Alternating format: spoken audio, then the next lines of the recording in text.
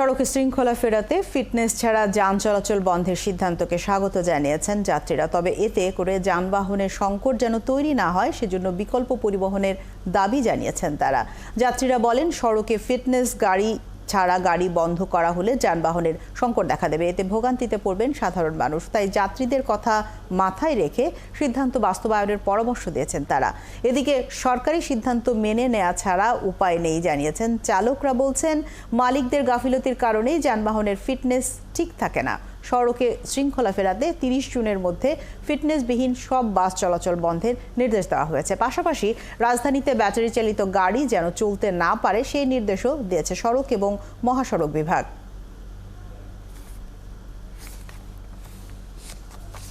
এ বিষয়ে আরো খবর জানবো, আমাদের সাথে সহকর্মী রহিম রুমন যোগ দিচ্ছেন।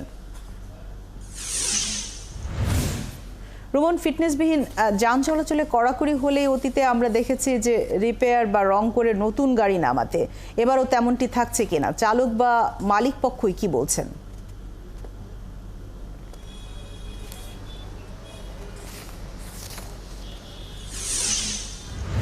জানেন যে এই শহরে সবচাইতে অবহেলিত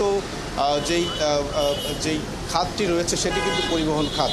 আমরা কিন্তু নগরের প্রত্যেকটি সড়কেই দেখছি আছে একেবারে আনফিট, যেগুলো আসলে ফিটনেস নেই সেরকম বাস কিন্তু চলছে। সড়ক গণপরিবহন বলতে আমরা যেগুলো বুঝি, প্রত্যেকটি গণপরিবহনের অবস্থা কিন্তু একেবারেই জীর্ণশীর্ণ। আমরা প্রত্যেকটি বাসের আমরা ছবিতেও যেমনটি দেখা পাচ্ছে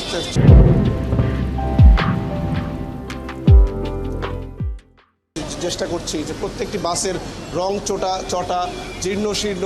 এছাড়া গাড়ির পেছন দিয়ে কিন্তু আমরা দেখছি যে কালো ধোঁয়া বের হচ্ছে। প্রচণ্ড রকমের অস্বাস্থ্যকর পরিবেশে এই যে যানবাহন সেগুলো কিন্তু চলছে। এই যে সরকারের পক্ষ থেকে যে ব্যবস্থার কথা আমরা শুনছি, এর আগেও কিন্তু আমরা এই ধরনের ব্যবস্থা নিতে দেখেছি। আমরা সড়কে এখনও যে সরকার যে ব্যবস্থা নিতে যাচ্ছে তারপরেও কিন্তু আমরা আইনশৃঙ্খলা বাহিনীর সদস্যদের দেখছি যে ফিটনেসবিহীন যে যানবাহন, সেই যানবাহনের বিরুদ্ধে কিন্তু এক ধরনের ব্যবস্থা রয়েছে।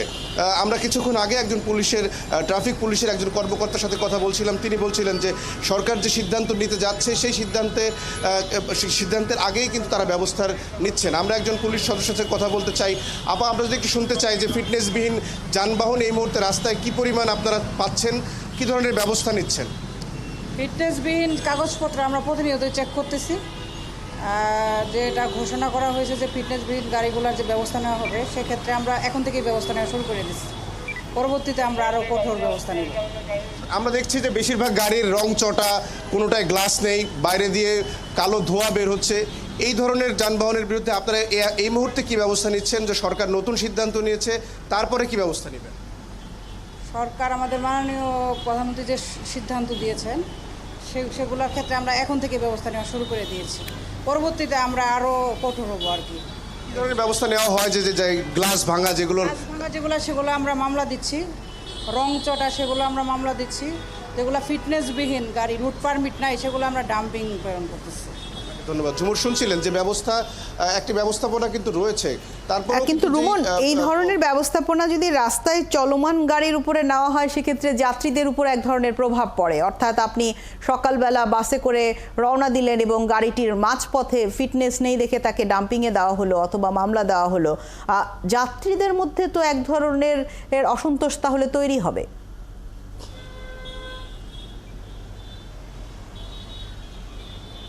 ঝুমুর, যাত্রীরা বলছেন যে একেবারেই তারা নিরুপায়, কারণ তাদের হাতে এই যে গণপরিবহন, এই গণপরিবহনের বিকল্প কিন্তু আর কোনো ব্যবস্থা নেই। সকাল হলেই তাদের আসলে কর্মস্থলে যেতে হয়।